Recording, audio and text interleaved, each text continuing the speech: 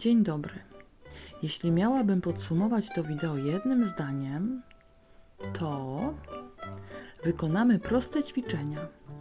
Nauczymy się patrzeć na przedmiot, na jego kolorystykę, ale tak samo ważne będzie zaobserwowanie barw otoczenia i ich wpływ na przedmioty. Będziemy nanosić je również na nasze obiekty. No nie wyszło jednym zdaniem. Chciałabym dzisiaj powiedzieć o relatywizmie barw, czyli o tym, że widzimy kolory czy przedmioty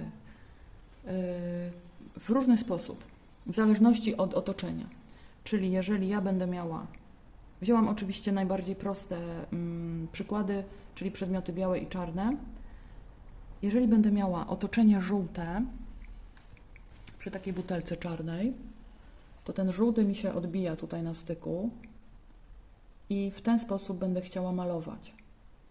Natomiast jeżeli wezmę sobie czerwoną tkaninę, to ta czerwień miesza mi się z czernią butelki i gdzieś tam obserwuję sobie brązy, może fiolety.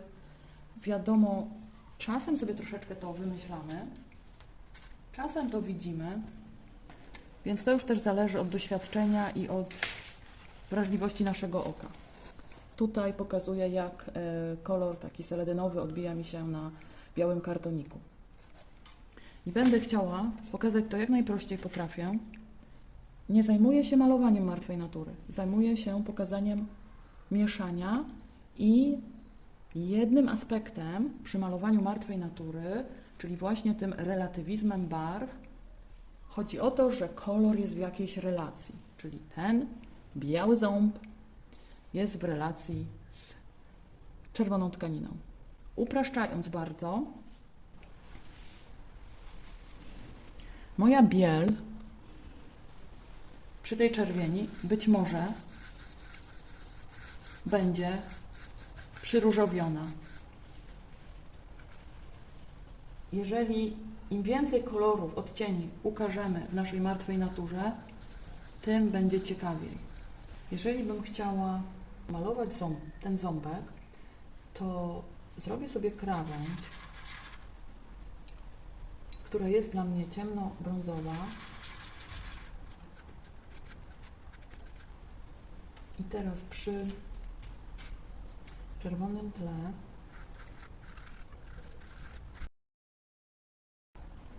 jeżeli chodzi o kolorystykę, to widzimy, że ta czerwień odbija się na moim ząbku. Chcę jeszcze wprowadzić pewnego rodzaju szarość, którą widzę tutaj, ale nie może być ona po prostu umieszaniem czerni i bieli, ponieważ w tym kontekście będzie to źle wyglądać. Tu mam tylko mieszane, tak zwane złamane kolorki i próbuję sobie, jak to będzie wyglądać. Dość chłodnawo. Pamiętajcie, że malarstwo jest cudowne, ponieważ można zawsze wszystko poprawić. Jak coś nie wyjdzie, to zawsze można to zamalować. Więc szukam teraz tych szarości. Oczywiście nie zajmujemy się dzisiaj kształtami i proporcjami. Chodzi mi jedynie o pokazanie sposobu malowania, nanoszenia kolorów. Trochę nie lubię teraz tej mody, gdy kolory się miesza szpachelkiem i kojarzy mi się to z wypełnianiem kolorowanki, gdzie jakby mam już gotowe kolorki i potem tylko nakładam je na wybrane fragmenty. Ja jestem za tym, żeby mieszać kolory na palecie, pędzlem, z możliwością dodawania odrobiny konkretnych kolorów. I to jest właśnie największa zabawa, że mieszam sobie na bieżąco, a nie korzystam już z umieszanych kolorów i maluję trochę jak robot. Powiedzmy, jest to mój ząbek, ale jeszcze z nim nie skończyłam. O nie. Teraz sobie, wiadomo, można malować albo 3 minuty, albo 3 godziny, albo 30 godzin. Tutaj dla tego pokazu, no będzie to krócej trwało. Chodzi mi tylko o to, abyście nabrali odwagi i mieszali barwy sąsiadujące z przedmiotem, którym się zajmujecie. Czyli jeżeli biały ząbek leży na czerwonej tkaninie, no to ząbek nie będzie tylko biały, ani szary. Będzie ta czerwień odbijała się również na powierzchni tej białej emali. Tu sobie jeszcze zaznaczę może bardziej surowe biele. To mi się nie podoba. Oczywiście maluję teraz bardzo prymitywnie. Nawet jest mi trochę niezręcznie, ale uczę się dopiero nagrywania filmików, robienia takich pokazów filmowych, więc ciężko jest mi mówić jednocześnie i malować. Taka zabawa. Tak? Więc mamy nasz ząbek, gdzie mogłabym jeszcze, tak patrzę z Waszej perspektywy, że tam jeszcze widać taką te bliczki białe, gdzie błagam, nie używajcie bieli do bliczków. A spróbujmy sobie troszeczkę błękiciku dodać. Mamy ciepły obrazek. Ja zrobię taki ciepły błękit. I to jest to, czego nie mamy przy mieszaniu szpachelką, gdzie powstają mi takie fajne bajery na palecie. Ja sobie czasem je też wykorzystuję. Zatem gdzieś tam moje światełka.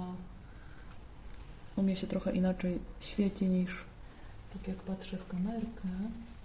Może nawet to rozjaśnię.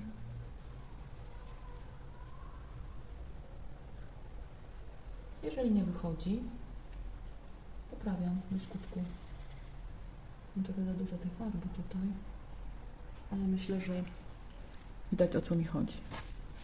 Dobra, to mieliśmy ząbek na czerwonym tle. Teraz będę miała pudełeczko czarne na żółtym tle. I spójrzmy sobie w przybliżeniu, co ja tutaj zrobię. Na pewno na żółtym tle będę miała szarość zielonkawą od pudełka, a na pudełku, nie wiem jak ja muszę to oświetlić, na pudełku widzę żółty kolor. Zatem niech to sobie tak leży, a ja zrobię sobie żółty podkładzik. I teraz dla bajery zrobimy sobie taką aplę jednokolorową i zobaczymy, co wyjdzie. Ja nigdy nie wiem, co wyjdzie i to jest właśnie najfajniejsza zabawa. Nie lubię planować przy tego typu obrazkach eksperymentalnych, co ma mi wyjść. Mam nadzieję, że ta farba będzie na tyle jeszcze mokra. Maluję akrylami, które szybko wysychają.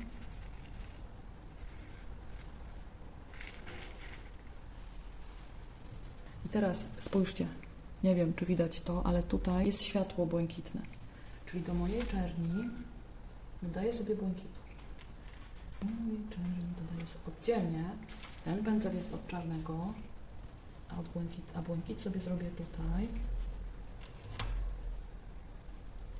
Taki nawet mocniejszy. Na razie może konturki. I najciemniej to ja mam tutaj. Na razie sobie to w ten sposób położę, bo niestety muszę poczekać, aż farba wyschnie. A tu chciałam sam zmieszać tę czerń z błękitem, więc nie brudzę od razu wszystkiego. Będziemy mieć taki szaro-błękitny. Za jasny on będzie, ale to nic. A z tej strony mam ściankę bardziej żółtą. To spróbuję umieszać żółcień z czernią. No i powstaje oczywiście zieleń. Ale to dobrze, bo wszystko będzie ładnie do siebie pasować. No i jest taka bajera. Chodzi mi tylko o to, że żółty kolor, zielony kolor, szary, czarny, a nie jedynie czarne pudełko, tak jak nie jedynie biały ząbek. Została nam jeszcze czarna buteleczka do ogarnięcia. I tu mamy błękit, który się odbija na butelce. Zacznę od takiego bardzo prymitywnego kształtu butelki. Teraz zrobię bez otoczenia, bez malowania najpierw błękitu dookoła, tylko wykorzystam już może ten błękit, który mam tutaj, leciutko zbrudzony z szarością i zrobię sobie takie paseczki. A wiecie, co jeszcze jest ciekawe, że ja widzę, że na tej butelce odbija się czerwień tej tkaniny, więc może mi się uda to też uzyskać. Maluję bardzo szybko, żeby też filmik nie trwał godzinami. Tu spód jest taki trochę kremowo przybrudzony i spróbuję sobie zrobić dno butelki w taki sposób. Zobaczcie, nie wkładam pędzli do wody, bo ja chcę mieć cały czas gęstą farbę.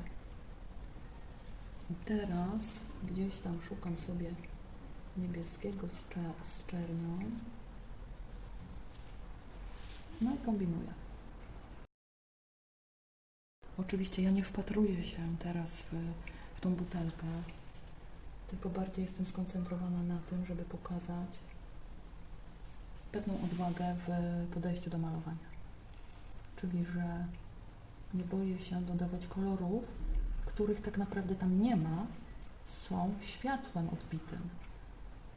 Ale żeby oddać jakąś prawdziwość tego przedstawienia, to umieszczam te kolory właśnie tutaj.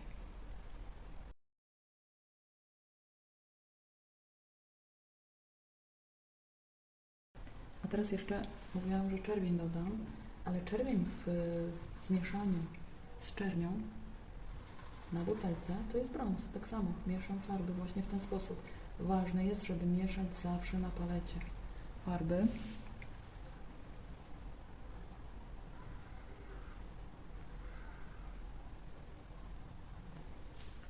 A nie już na obrazie.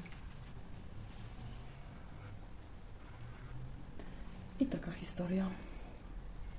Chciałam Wam pokazać, jak mieszać farby, uzyskując efekt odbicia. Wszystko ma wpływ na siebie, czyli kolory, które otaczają przedmioty, są widoczne na tych przedmiotach. Relatywizm oznacza to, że nic nie jest stałe, tylko w zależności, czy dany przedmiot umieszczę na tle niebieskim, czerwonym, białym, będzie on inaczej wyglądał kolorystycznie. I teraz jeszcze używam koloru z podkładu na tej buteleczce, też ja go tam nie widzę, ale tak dla bajery troszeczkę. Nie podoba mi się ten kontur identyczny po całości. Poczekajcie, jakbym trochę rozrzedziła farbę i ten konturek trochę zblendowała. Brakuje jeszcze cieni, prawda? Więc znowu pamiętamy o tym, że cień to nie jest tylko czerń, ale ja do tej czerni dodam sobie oczywiście mój seledynek i sprawdzę, jak to będzie wyglądać.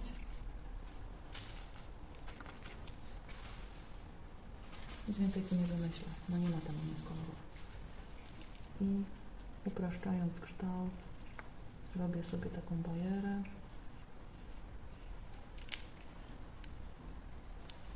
Ale jednak konturek muszę jeszcze poprawić czernią.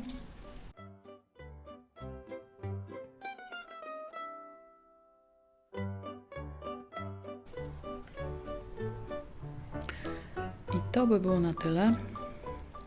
Może jeszcze raz zbliżenie. Czym to my się zajmowaliśmy dzisiaj? I to, co kocham najbardziej. Paleta zapaciana, różnokolorowa. Do zobaczenia, myślę, że niedługo.